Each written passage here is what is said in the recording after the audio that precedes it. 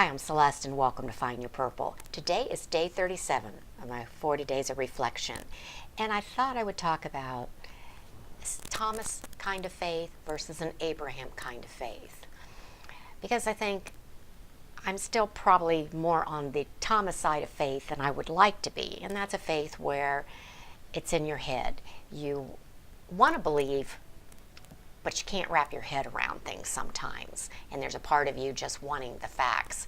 Thomas, one of the disciples, heard that Jesus is resurrected, been told that they had seen him, and he said, I'm not going to believe it until I put my fingers in the holes of his hand and my fingers in his side.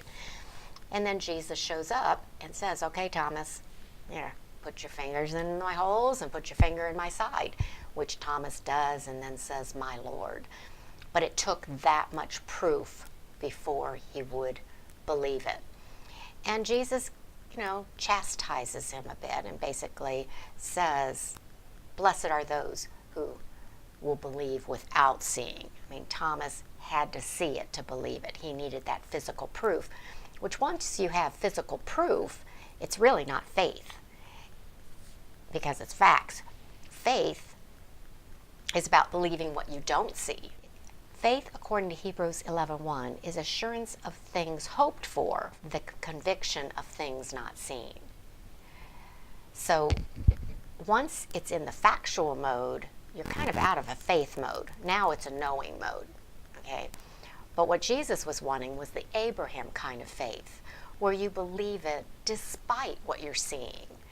And in Abraham's scenario, he was 100 years old. His wife was, I think, 90 and barren all of her life. And yet God said, you're going to be a father of nations. And Abraham took his word for it. And he believed it. That despite the fact that he was far too old to have a child, despite the fact Sarah could never have children, and she was far too old, Abraham believed. And in the Bible, there's a section where they talk about Enoch and Abraham, and the people that did believe without any proof. And that's what we're called to do. And I'm not saying it's easy, but we are called to do it. So I've been reading and listening to sermons again, trying to figure out how to build that faith, that kind of Abraham faith. And they say in the Bible, in Romans 10:17, so faith comes from hearing, and hearing through the word of Christ. And I think that's what you have to do.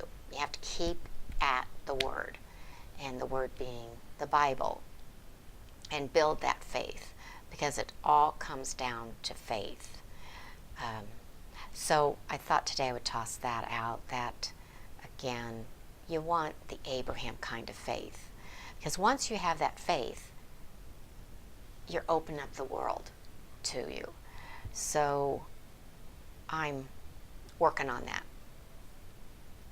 I'm going to keep putting the word in.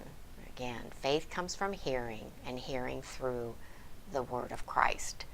So if you want that kind of faith, you have to be reading the Bible. And not just once. My push is that everyone reads it once. But my hope is that by the time they're done, they're going to have that connection and realize how important that is to your faith. And I mean your life and eternal life. And that you'll want to read it more. And the more you read it, the more it becomes alive. So, I guess that's it for today. As always, grab the cup of tea, sit back, and let's start sharing. Until next time, bye-bye.